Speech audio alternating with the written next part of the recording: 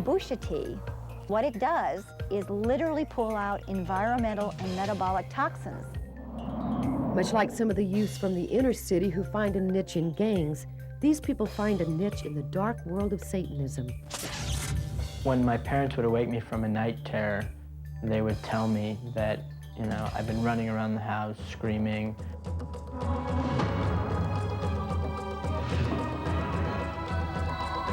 From the boundaries of the universe to the depth of your soul, embark on a journey through the unknown and unexplained.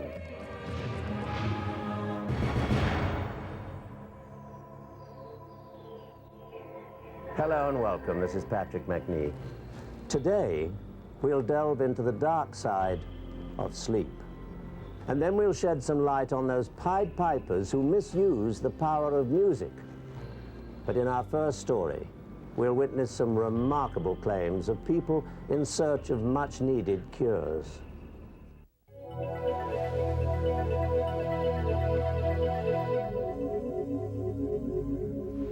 Bottom of my foot just went numb, and I didn't understand why. And I lost the hearing in my left ear. My handwriting was affected terribly. I have problems viewing with my left eye, focusing with my left eye. Multiple sclerosis, a disease that can strike at any time and choose anyone. I used to have symptoms every day with a multiple sclerosis, and you would just wonder in the back of your mind how much worse can it get? You know, where am I going to end up? Over lunch one day, a friend introduced Loopy to a tea with the bizarre name. She had been drinking the Kombucha tea already for about 6 months, and she knew I had multiple sclerosis, and she showed me an article about it and how it cured multiple sclerosis and many other diseases. And I told her at that point, I'm ready to try anything. In our desperate search for the ultimate cure, is it possible that we found the answer simply in a tea brewed from a living culture of yeast and bacteria? Handwriting went back to normal, and I write really quick. The vision in my left eye has gotten a lot better. I can now run a couple of blocks where before I used to trip over my foot. I can stand on my feet for longer periods of time. I've been drinking the kombucha tea about 3 months. I experienced a positive effect pretty immediately. The under eye skin seems to have diminished where I don't have the wrinkles and the lines and the bag and the color. You know, it's a miracle. It's a real small miracle, and you don't know what this little mushroom contains, but there's a miracle in that mushroom. Kombucha is not a modern-day discovery. In fact, this mushroom has a history stretching back thousands of years. We can trace it back to the Xin dynasty in China, where they called it the divine tea or lang shui, and said that it gave its drinkers immortality. In severe winters, under horrible conditions, it is known that Russian troops not only survived, but thrived as a result of drinking the kombucha tea. America's behind, okay? We can thank the Russians for having done an enormous amount of research on the kombucha. But kombucha is not a mushroom you stumble across in a field. You can find the mushroom from a professional grower or even a friend. Every 7 to 10 days, the mother mushroom will have a baby. Add a few tea bags and sugar in a bowl, and you have yourself a beverage with a divine twist. But what secret does this strangely flavored tea with the bizarre name hold? Kombucha tea, which is filled with B vitamins and folic acid and a wonderful thing called glucuronic acid, which exists in the human and animal body. And what it does in the human and animal body is literally pull out environmental and metabolic toxins and remove them from your body. People don't always drink the tea searching for the miracle cure. I play piano for groups of people, and I've had arthritis in my fingers for a number of years. But I noticed after a while, after I'd been drinking the tea, that there is absolutely no soreness, arthritis, no stiffness in joints, no pain or swelling, any kind of symptoms of that whatsoever, completely disappeared. My acne that I'd had since I was 13 disappeared. I began to lose the first of the 15 pounds I had put on since high school.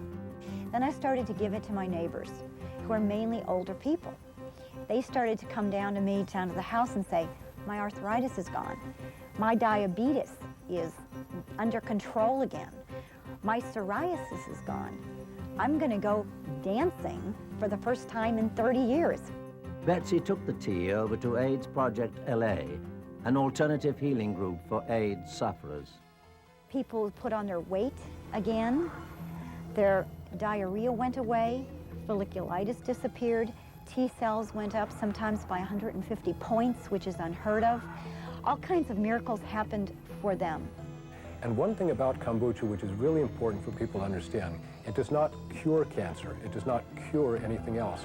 It helps your body to heal itself and to deal with these problems. Most doctors, when they first hear about it, are reasonably skeptical. But the increasing number of remarkable stories surrounding the kombucha couldn't be ignored. I had had wrist surgery, and I had had a knee problem after that, and I had been on pain pills for 5 years, and I felt mentally retarded. I wasn't really, but I was just sluggish all the time and didn't have any energy nor ambition to do anything. Doctors are now becoming more willing to let their patients use these things, use kombucha as well as other alternative treatments in combination with traditional medicine so that they can work together to get the best results. I started drinking the kombucha tea about 6 months ago. I didn't think it was going to do anything. I just did it as a favor to a friend. I've done more in the last 6 months as far as away from the house is concerned. I don't know even how to compare it, like 20 years ago, really. But the one secret to the kombucha mushroom lies in the recipe. It's important that you make the kombucha tea correctly, because when it's made correctly, it's very good for you. I would describe the tea to a friend as being a revitalizing, a youthening, energizing, balancing elixir, miracle little mushroomy fungus mold thing. Anything that's going to cost me almost no money at all, very little effort, easy to make, and going to cause fantastic changes in my health, yes, that's a wonder. Yeah, that's a miracle. Sure. It's an overall emotional, mental, physical improvement. I think it's a magic thing that came to the United States. Everybody should try it because it seems to know what's wrong with you, and that's where it goes. I don't know, it's a mystery all its own, but I love it.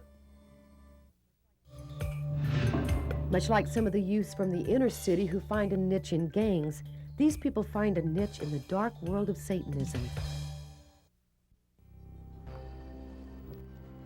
Music is said to be a gift from God. But there are those who abuse this gift and use the notes and lyrics as a musical lure to promote evil. Recent studies reveal that music has a profound and magnetic influence on its listeners. And what do we hear? Well, let's listen.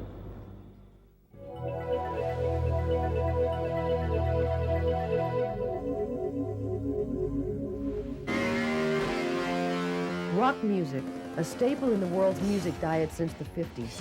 Many called the new sound devil music. For the most part, people just tuned in their radios and bought the records. Then more and more reports of rock groups who secretly worshiped Satan started surfacing. Backmasking lyrics, pacts made with the devil. We heard of terrible tragedies befalling the participants of these rituals and their young listeners. But that was the past. Today, many rock bands openly use Satan to sell their music. Whether these people actually believe what they're selling is still up in the air. Just go into any music store and see for yourself all the satanic symbolism and themes saturating the shelves. An industry insider who chose to stay anonymous because of professional reasons gave us a little insight into the dark world of the so-called Satan music.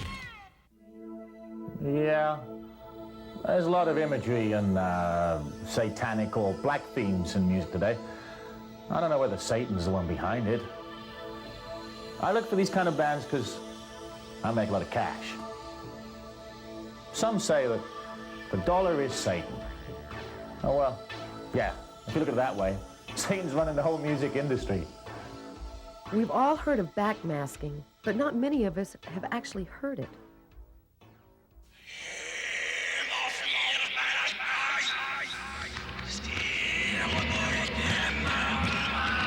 I don't know what was said, but it sure sounds like it's from hell. Let's listen to it backwards. I'm gonna burn your soul, crush your bones. I'm gonna make you bleed. You're gonna bleed for me. What most people know about Satan and Satan worshiping is minimal. We found a whole new world that most of us didn't even know existed. The most prominent Satanist in the world is Anton Szandor LaVey, author of the Satanic Bible, or better known by his followers as the Black Pope.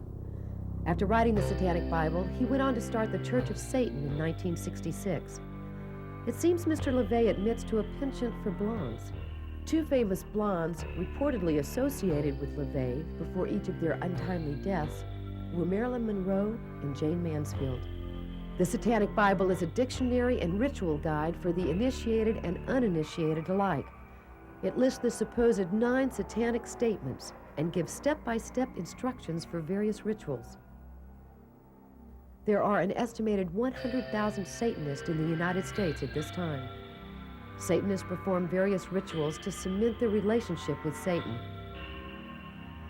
There are many reports that human sacrifice is involved in many of these ceremonies. On a tip, we drove to 6666 Hollywood Boulevard, Hell House, an establishment dedicated to the macabre and evil things in general. They wouldn't let us film inside. We must caution those who are easily shocked to think twice before entering. For those who are interested, there are many books out that teach parents on how to spot this evil influence in their children. Certain signs to look for are the paraphernalia associated with the black arts. Pentagrams, skulls, goat heads, and hand signs like the horned hand. We found that the majority of people in the black arts were white, from affluent families, and very angry. Much like some of the youth from the inner city who find a niche in gangs, these people find a niche in the dark world of Satanism. They enter and spread more hate and violence through their music. Spreading messages of hate and violence is certainly not new. Adolf Hitler took control of the film and music industry of Germany in the 30s. The results were horrendous. While no one since has been as effective as the Third Reich, many think that certain large companies are being controlled by Satanists bent on destroying young minds just to sell their products. M-O-N-E-Y. That's what it's about. Money. I don't care who knows. But I've heard rumors of certain individuals who believe this stuff. I've never personally seen it. I think it's just money. There are numerous groups that claim other businesses are in league with Satan. Not all these claims are substantiated. They were passing this out on the corner. It claims that Procter & Gamble's president went on the Donahue Show to reveal his link with the Satanic Church. The Donahue Show vehemently denies this ever happened. The underworld is a dark place, run by greed, hate, and misguided ambition. It's a world that, though some may choose, others will want to run from. I'm no Satanist, but if I were, I'd be in this business too. Let's face it, Satan sells.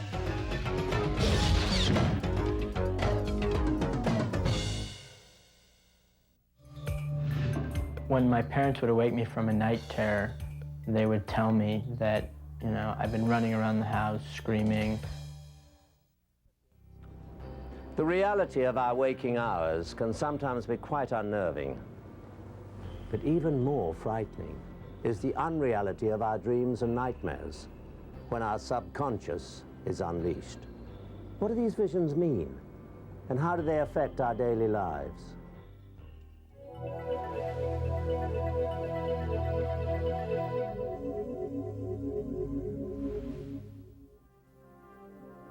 When dusk relinquishes its last light, the darkness of night settles in. Most of us embrace the late hours as a time for winding down, resting our bodies as well as our minds. So we prepare for a good night's sleep. But what do we really know about this diverse and mysterious state that each of us spends a third of our lives in? Many myths and superstitions lie within this veil of darkness, but for each child's made-up monsters under the bed, there does exist a myriad of truths just as terrifying. I was asleep one night and I woke up and I couldn't breathe. I felt like I was glued to the bed. I couldn't move. My whole body was paralyzed. All I could move were my eyes, so I was terrifyingly, frantically searching the room with my eyes. And in the corner, I saw this thing. One such terror is from a Scandinavian belief and involves a mysterious sleeping hag. It looked like an old woman. It was all dressed in black and it had a veil over its face, but these eyes were piercing through it. It was horrifying. I couldn't move, I couldn't scream, I couldn't do anything. It started gliding over towards the bed and it stopped right by the bed, and all I could do was close my eyes. What else could I do? When I opened it, it was gone. And all of a sudden I could move, the weight was gone, and oh, it was terrifying. I've never experienced anything so horrible in my life. Imagine laying down to bed and waking up in the middle of an intersection miles away from home, and you're still wearing your night clothes. A bad dream? Hardly. More like a classic case of sleepwalking. These cases can range from the bizarre to the oddly subdued. In sleepwalking, the transition between sleep state and awake state is not negotiated just right. They sort of get stuck in between. They're not quite asleep and they're not quite awake. Usually their friends and relatives tell them that you did something last night that was weird. If you wake up in the morning from your bed and you see half-eaten banana next to you and some chocolate and maybe some ham, and you don't remember doing any of this, and you know that you were alone last night, you have two possibilities. Either somebody came in and deliberately trying to set you up, or you did it yourself. While sleepwalking can be frightening, it doesn't often possess the violence of night terrors. My night terrors would be so horrifying that, I would have to be shaken awake, like coming out of a deep hypnosis. My mother would use cold rags and just repeat almost like a mantra, you must wake up, you must wake up. Well, we had a case of a teenager a few years ago who would have these night terrors or sleep terrors and become profoundly agitated, and his parents were unable to control him. On one incident, he jumped off a second-floor landing, falling through a glass table down below and severely cutting his neck, not enough to bleed to death. And then he proceeded to run around the house, spreading blood around the house until the parent was able to tackle him. When my parents would awake me from a night terror, they would tell me that, I've been running around the house screaming. They would tell me that it was a night terror, so that eventually when I got used to being awakened from them, that was also a focal point, all right? I can associate this bad feeling with the term night terror. And now even today, 10, 12 years later, I still am scared. I still get feelings of fear thinking about it. If someone is awakened from a nightmare, they will tend to remember dream content, whereas if they're awakened from a sleep terror, if you're able to do that, sometimes it's difficult, they will not really remember much dream content. Parasomnia is the collective term for disruptive sleep disorders, some of which are so severe, victims can actually stop breathing several times in a night. With cases ranging from annoying to life-threatening, help is available. By monitoring patients in sleep centers throughout the country, clinical evaluations probe this mysterious enigma. Well, the brain itself is a very mysterious organ, and it probably less is known about the brain than any other area. Jim Romanovich helps us see firsthand how the process works. What we do, we check out for sleep disorders, mainly respiratory. The electrodes being applied will monitor Jim's vital signs, essential in understanding the patient's sleep rhythms. As Jim is entering the first stage of sleep, the polygraphs begin running, These markings will then indicate how a patient is being affected while asleep. Whether our inner fears come alive or nature has tricks of the night, the realm of our non-waking hours can be a continuous nightmare. So we still need to know quite a bit. We still don't understand all the mechanisms of what happens to people when they sleep.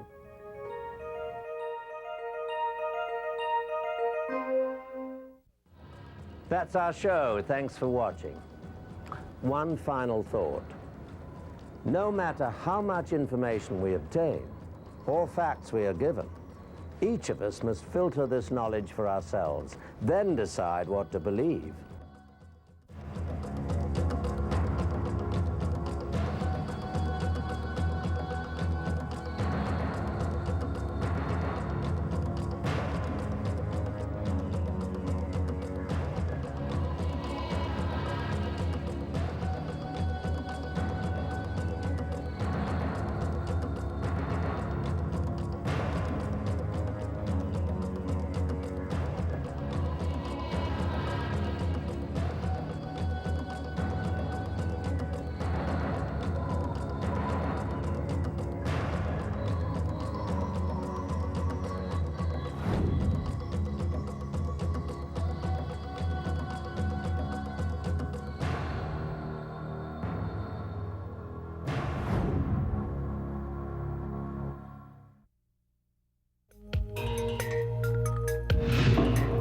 My experience was completely different than anything I'd ever heard about.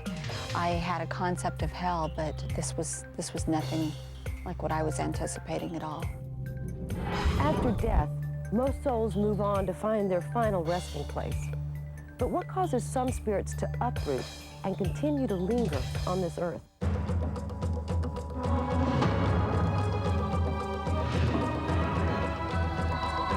From the boundaries of the universe to the depth of your soul, embark on a journey through the unknown and unexplained.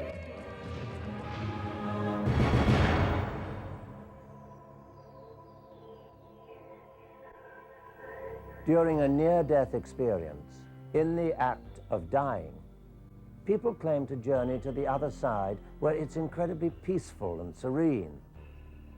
But not everyone who returns from the edge of death comes back with these feelings. There are those whose life after death encounters were full of darkness and torment. What they saw and lived to tell about was a glimpse of eternal damnation.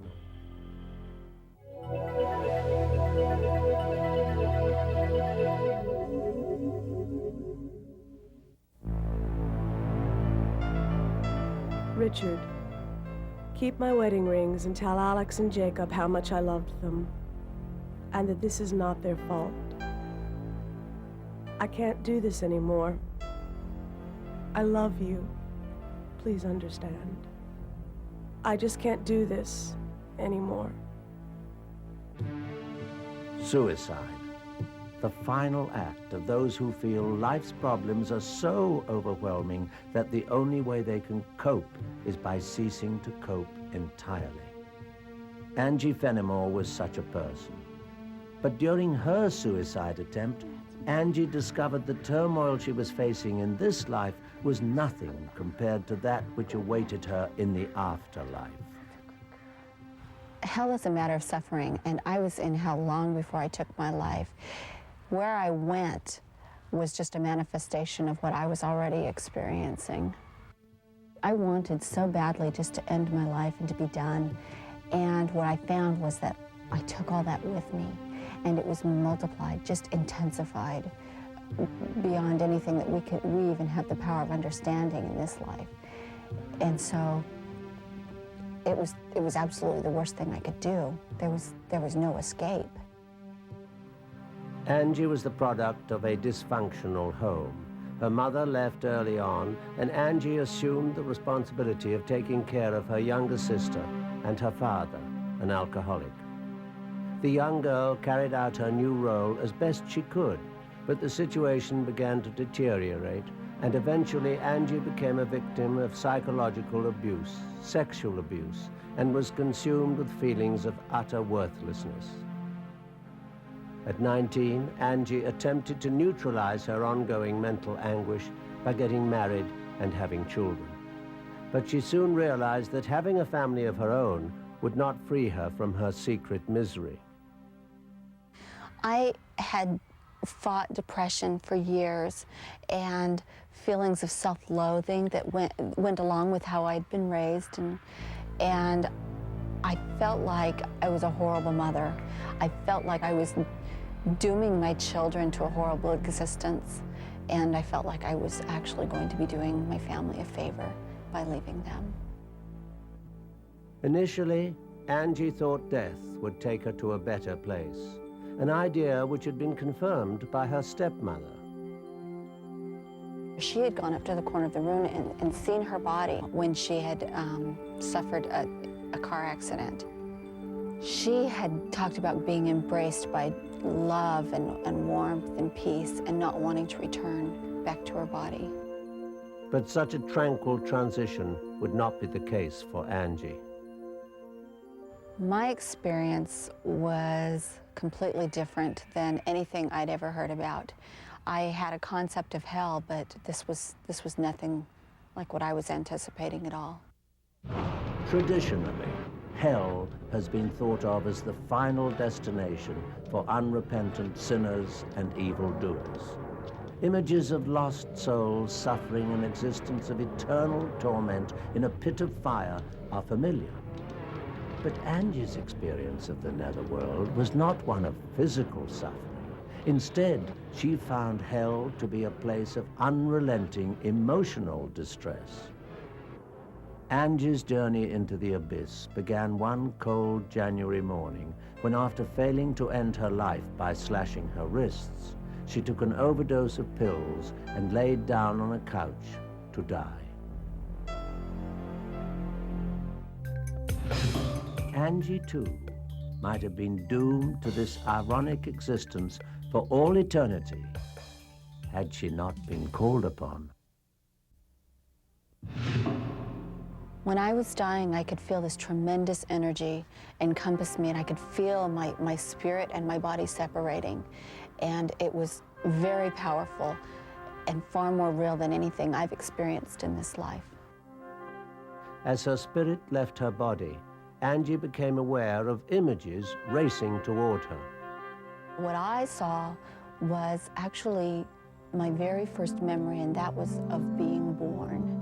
And I saw my mother looking at me and cradling me, and then I went through every moment of my life just exactly as I had lived it, only I felt everybody's feelings. I felt it from everybody's perspective, and I had a completely renewed understanding of what my life had been like and what my parents had really been like and what they were trying to do. And I found it very interesting that my mother was such a significant part of my life. I'd forgotten most of my memories with her because she had left when I was 9. And most importantly, I think I understood that she loved me. As Angie continued to look back on her life, she began to sense that she wasn't alone. I could feel a presence with me. I could feel a person with me. I knew he was male, and I knew he was viewing my life with me. Eventually, Angie's review of her life ended as it began, with her suicide. I went all the way to the point where I was lying there on the couch, and at that point I was surrounded by darkness. Angie then felt herself descending into another plane of existence where she became aware of other disembodied spirits who had chosen the path of self-destruction. They were all kind of mumbling to themselves, completely self-absorbed, caring nothing about anybody else there or about anything but themselves. What was going on was that these people were reliving this worst experience over and over and over again, reliving this agony that they were in, this turmoil, whatever it was that had caused each of them to take their lives. Angie, too, might have been doomed to this ironic existence for all eternity had she not been called upon. I heard a voice, and it said, "Is this what you really want?" And I looked to see where the voice was coming from. The words had come from above. I could see a pinpoint of light that looked just like a little star, and it grew in intensity and came towards me very quickly. But the light wasn't a star. It was a being who was made of light. And as he approached, I realized that this was God. I didn't have to be told. It was like the universe reverberated his name. And then he said, "You can't take your life. It's not yours to take. And life is supposed to be hard. You have to pass through these things. All of us have done this." And I was filled as he spoke to me with understanding about the purpose of life and what we're doing here and how important it is to think about how you treat other people. And then I felt another presence standing next to him. And I realized it was the same being that had been next to me during my life review. Though Angie could not see this second presence, she sensed an inexplicable connection with him. I could feel this incredible love and peace and compassion coming from him, and pain as well. And I knew that this was for what I had done. And then I heard him say, and I still couldn't see him, but I heard him say, "Don't you understand? I've done this for you." And when he said those words, I understood that I was in the presence of the Savior of the world. And I could feel what he had done for me. I was taken into that experience, into when he suffered for me, and I caught that moment of his life and understood that this was a very real and literal thing that had happened. And then I was shown what would happen to my children if I were to take my life and remain dead. And my oldest son in particular was harmed so terribly by the grief and the pain that he would have to suffer through his life that he was rendered incapable of even completing his mission here successfully.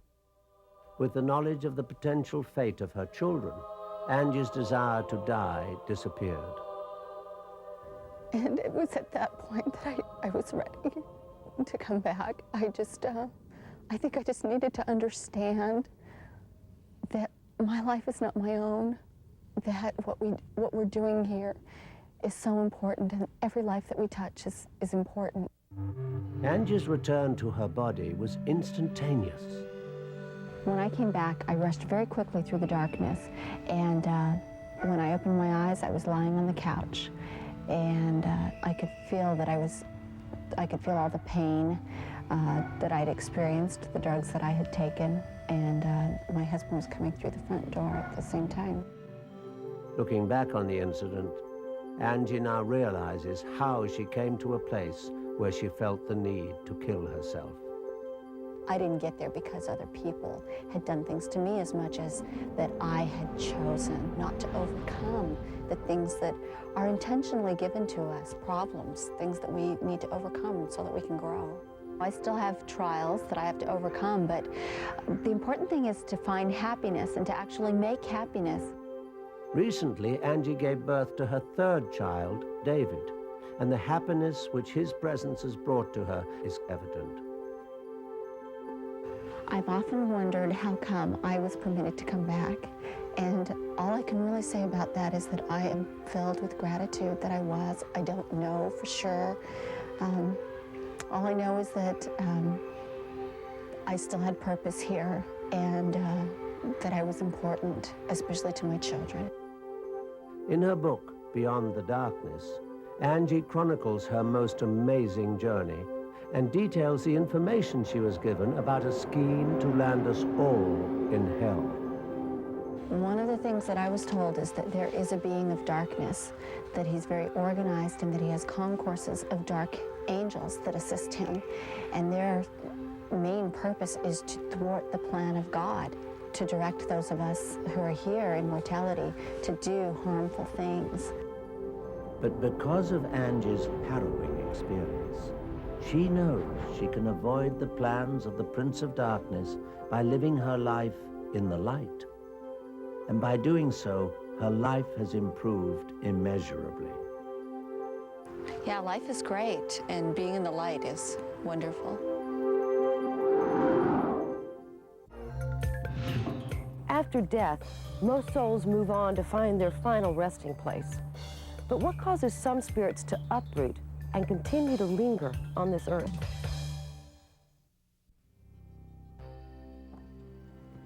Have you ever felt something or someone was in the room with you, even though you knew you were alone? Or had an object disappear and reappear in the same place? Strange occurrences can often be explainable quirks, but as some believe, there may be spirits that have made themselves right at home, in your home. How can you find out?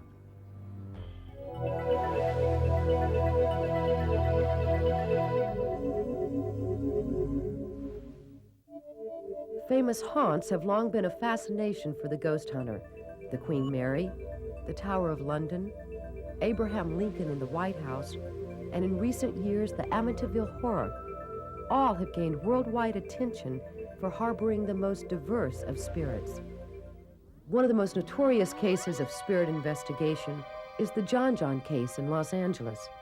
Strange things occurred in and around the house. While trying to find the source of these supernatural oddities, something completely unexpected happened. It started out where they were taking Polaroid pictures, and by accident, one of them asked a question. And when the Polaroid picture was developed, there was an answer there. In fact, every picture taken showed some sign of ghostly intervention. After death, most souls move on to find their final resting place. But what causes some spirits to uproot and continue to linger on this earth?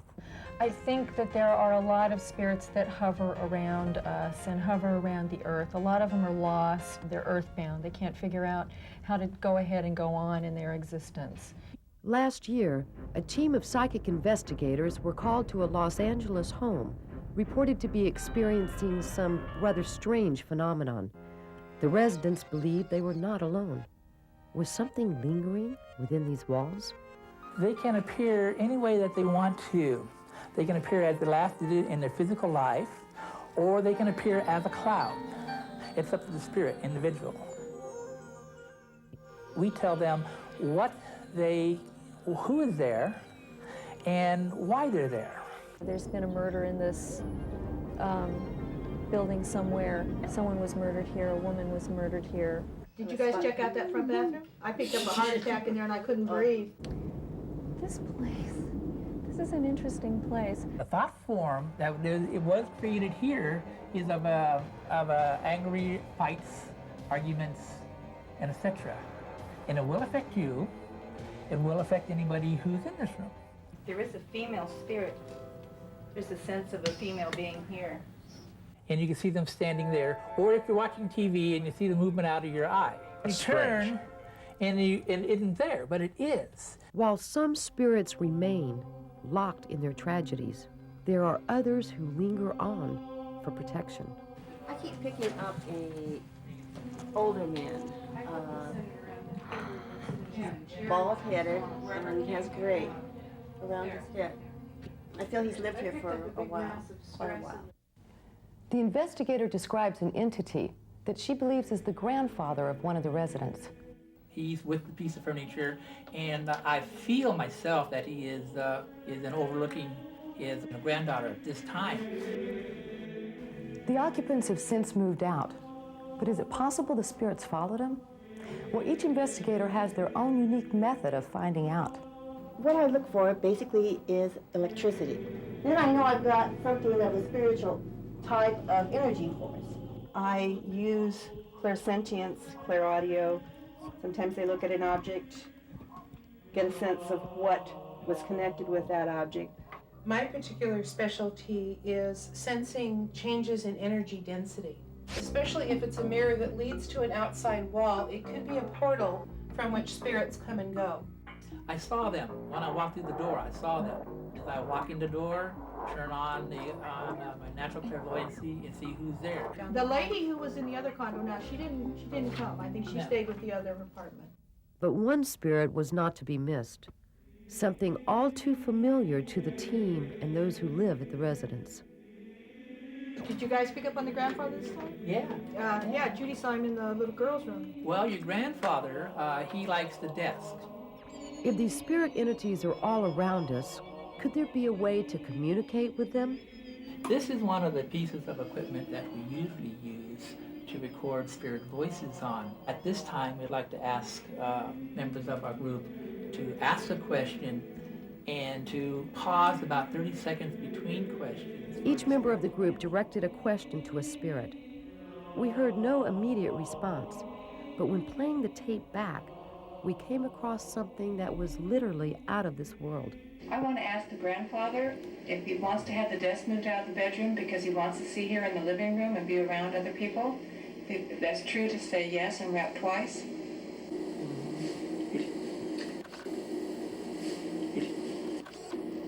Right there, hear it? Right before.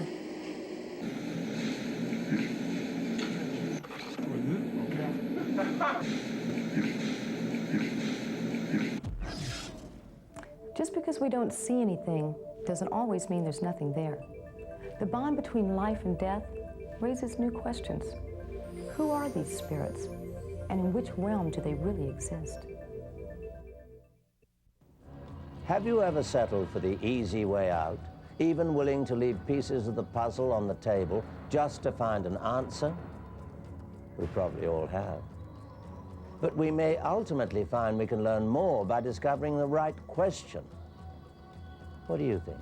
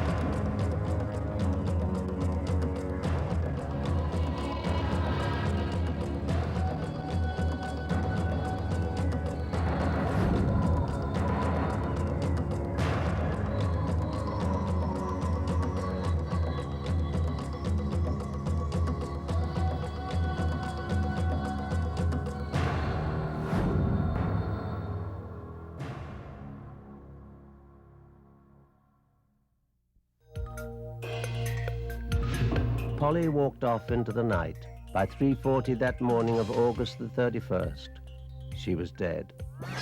The local boys didn't like the fact that Sookie was all starry-eyed about this stranger. It took her attention away from them. He used to impale his victims, and it was rumored that he would drink blood.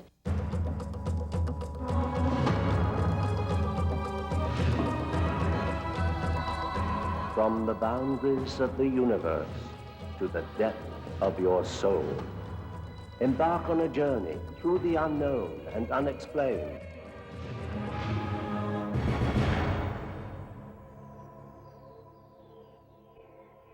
It's more than eerie to realize the cobblestones under my feet were the very pathway a madman walked while carefully stalking his victims. And today, he still remains the most gruesome and elusive killer London ever knew. Let's follow the blood-curling trail of Jack the Ripper.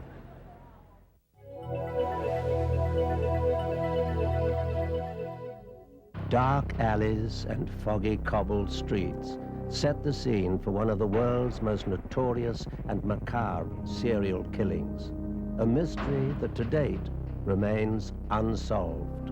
1888 marked an era of glamour and royal prosperity in England. In the city of London, the aristocrats celebrated. Queen Victoria had been reigning for 50 years.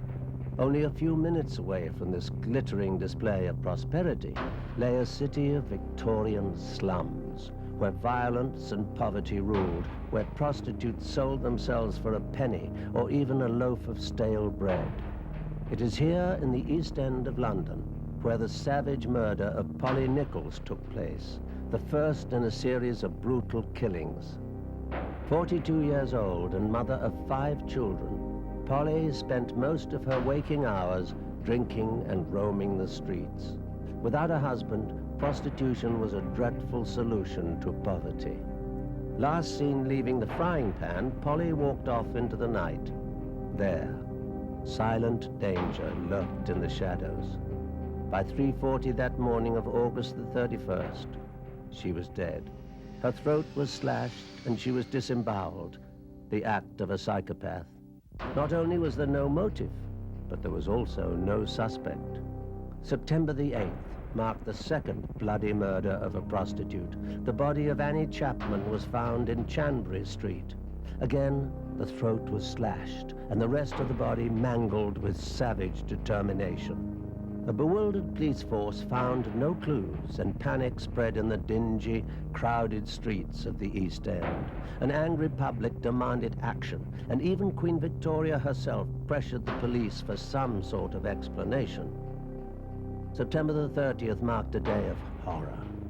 The bloodthirsty killer struck twice on this fateful night. At 1 a.m., Liz Stride's body was found in Berner Street. Her throat was cut, but the rest of her body untouched. It led to the belief that the killer was almost caught and fled the scene of the crime. Jack's thirst for blood was obviously not satisfied that night. A second body was found a couple of blocks away. Catherine Eddowes was silently slaughtered by the fearsome and now clearly practiced hand. This time, the killer spared her none of his sadistic intentions. The next day, October the 1st, was the day the world would first hear the name Jack the Ripper. Several suspects were arrested. On the flimsiest evidence, they would be locked away in lunatic asylums, a pathetic attempt to rid the streets of the dark assailant. No one was above suspicion. The month of October passed quietly. People began to breathe easier. Had Jack the Ripper's crazed appetite for blood and gore finally been satisfied? Sadly, not. On November the 9th, Jack would strike for the 5th and final time. At 13 Miller's Court, the savage remains of Mary Jane Kelly were discovered, a young, pretty girl who was led astray by the East End life of alcohol and prostitution. This frenzied yet clinical assault was the most brutal of them all and shocked even the most hardened criminologist. Mary Kelly was skinned and slain behind closed doors. Little remained of her body. The police never found her heart. One thing was clear.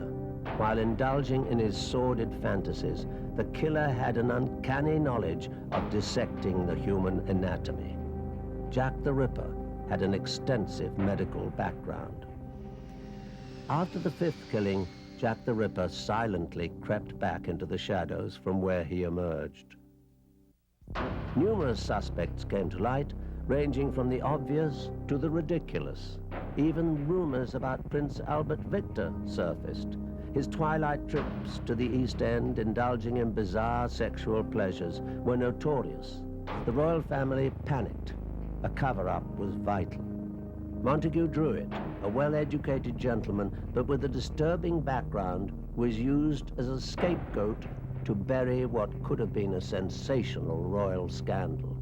Druitt's knowledge of medical procedures and his suicide shortly after the last murder made him one of the prime suspects, and he still is today, along with 2 others. Aaron Kosminski, a man with an extreme hatred of women, especially prostitutes, made him a conspicuous suspect. But he was unable to make any sense in the police questioning, and he was put away in an asylum. Thomas Neal Cream, an American doctor, was hanged in 1892 for poisoning the Lambeth prostitutes.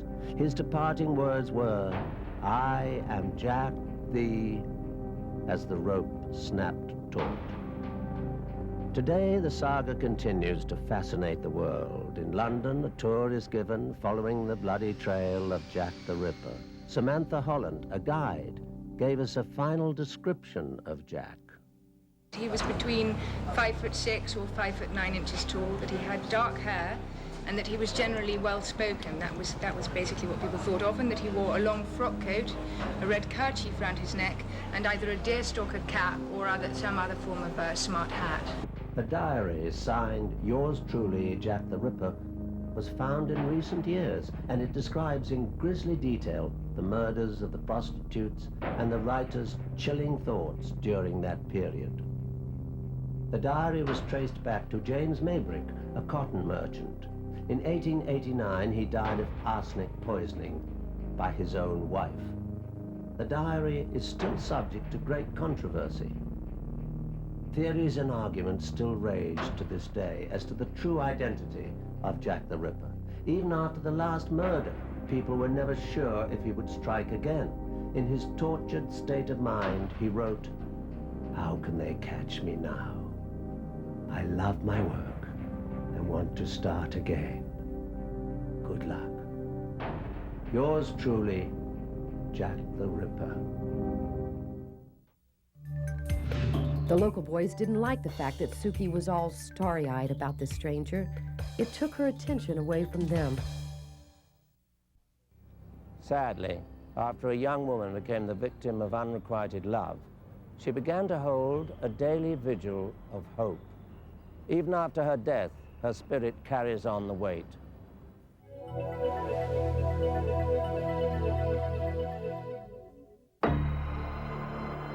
On a hill near Wickham, England, a young woman stood waiting expectantly.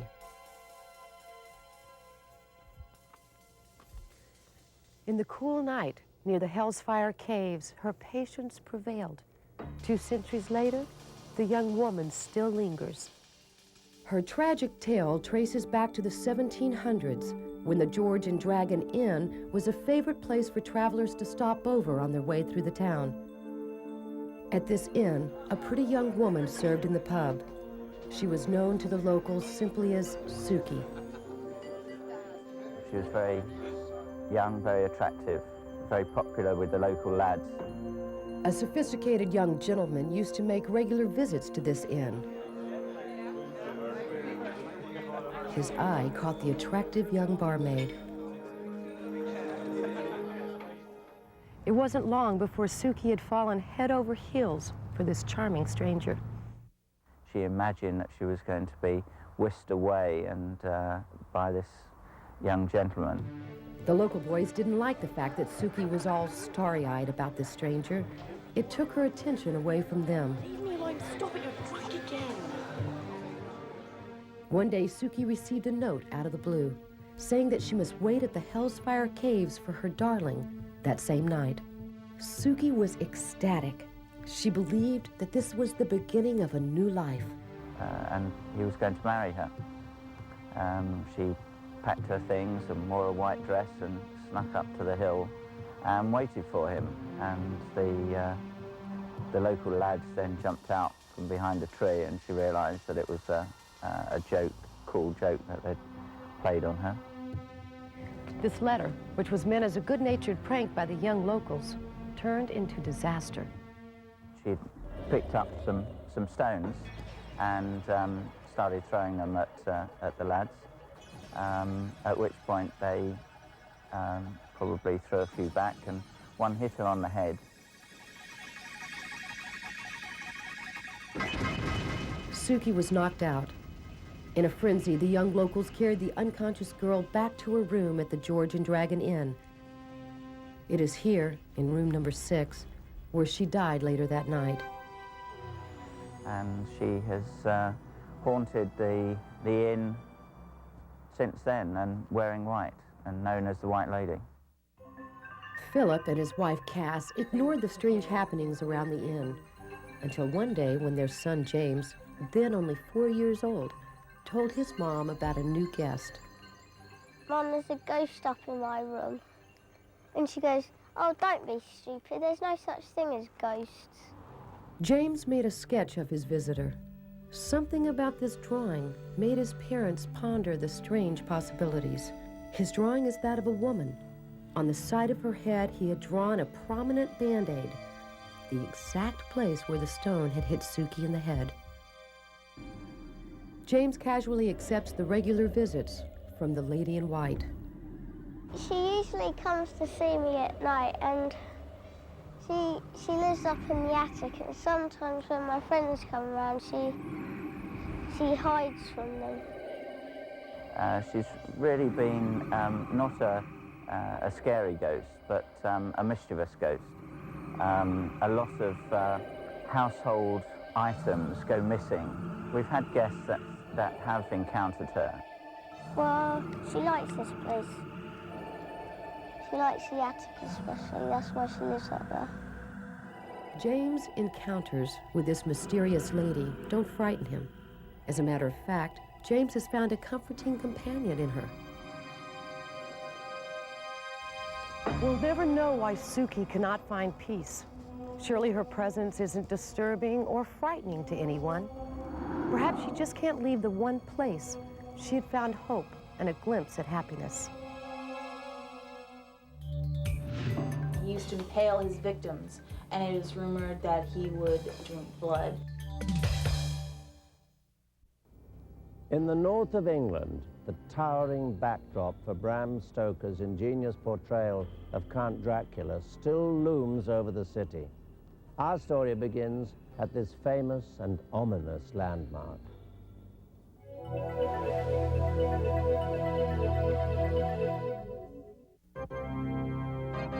A creature veiled in darkness, a legend who drinks the blood of the living and who vanishes before the first light of day.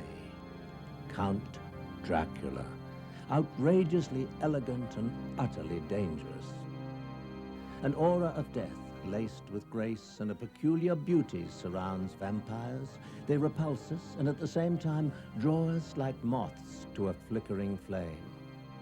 Our first visual encounter with a vampire was in the 1922 silent film Nosferatu. Filling us with dread and pity, this vampire inspired many future filmmakers to create the ultimate Prince of Darkness. Bram Stoker's Gothic novel Dracula is the most famous portrait of the noble vampire. Little do we know that Count Dracula is not just a dark force born out of fear and damnation, but that he is based on the character and deeds of a legendary Romanian prince. Bram Stoker's inspiration to write Dracula is almost as mysterious as the bloodthirsty hero himself. One night in 1890, Stoker woke from a terrible dream, and it is after this dream that he felt compelled to write the novel. Stoker chose Prince Vlad Dracula, the infamous Dark Age ruler, as the model for Count Dracula's character. Prince Vlad Dracula was born in 1431. His reign was savage, cruel, and consisted of the worst crimes ever committed in the history of the world. He used to impale his victims, and it is rumored that he would, or on occasion, he would drink blood, which would give him the power over his enemy. The physical pleasure that pain and torture to his victims gave him, his insatiable thirst for blood and aristocratic background earned him the legendary name, Prince of Darkness. He was considered a tyrant by many, but he was a hero to his countrymen because he defeated the Turks. Even to this day in Transylvania, Romania, he's still a hero.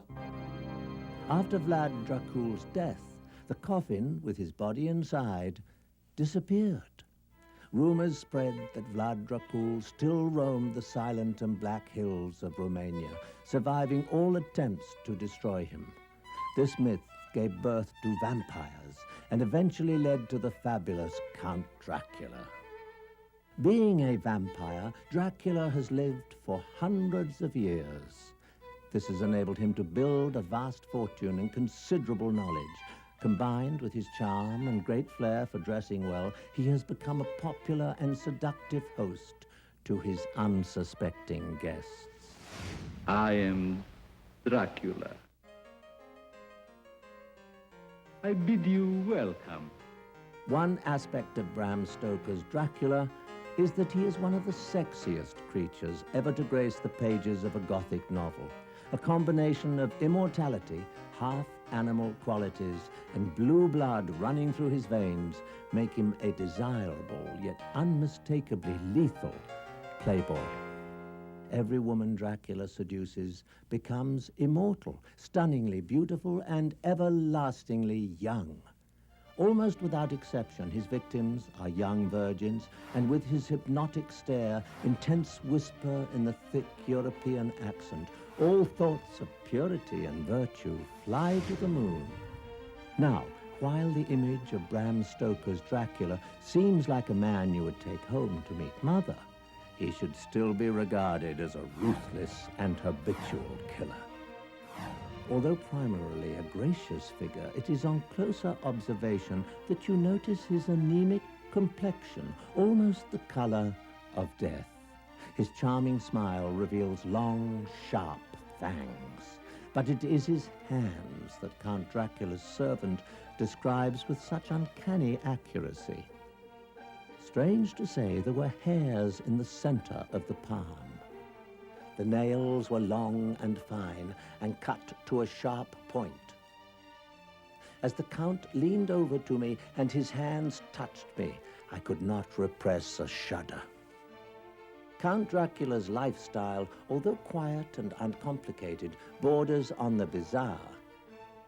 Dracula's residence is always a remote castle, surrounded by a forest and an eerie twilight atmosphere that prevails day and night.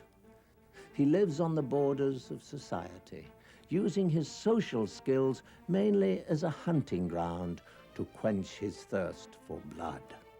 Dracula's peculiar daytime resting place is a coffin, lined with the finest silk, usually found in the bowels of his castle. His coffin requires a place of absolute security, for he is at his most vulnerable while inside it.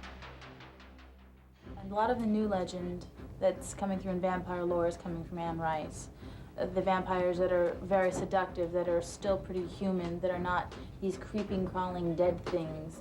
The love, the sex, the drama.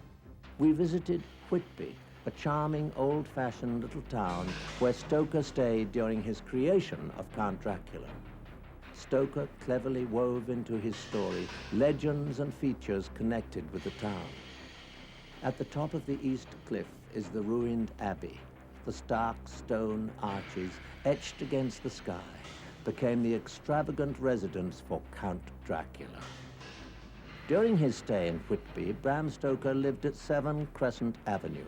In the novel, Samuel Billington, Count Dracula's lawyer, also lived at 7 Crescent Avenue. 199 steps lead to St. Mary's Parish Church with its old graveyard. It is in this graveyard on a bench where the body of Dracula's first victim was found. Intertwined with the legend of vampires from the Middle Ages and Gothic backdrop of Whitby, Count Dracula became the immortal fascination of many. Within the walls of his castle, horror rules, and behind his bewitching smile, imminent danger lurks. But beneath this cloud of evil, a certain sadness surrounds him, trapped in the body of death with a strange desire for affection. Count Dracula's existence remains an endless and tragic fantasy.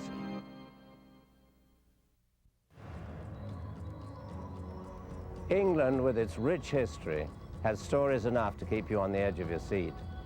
That's our show.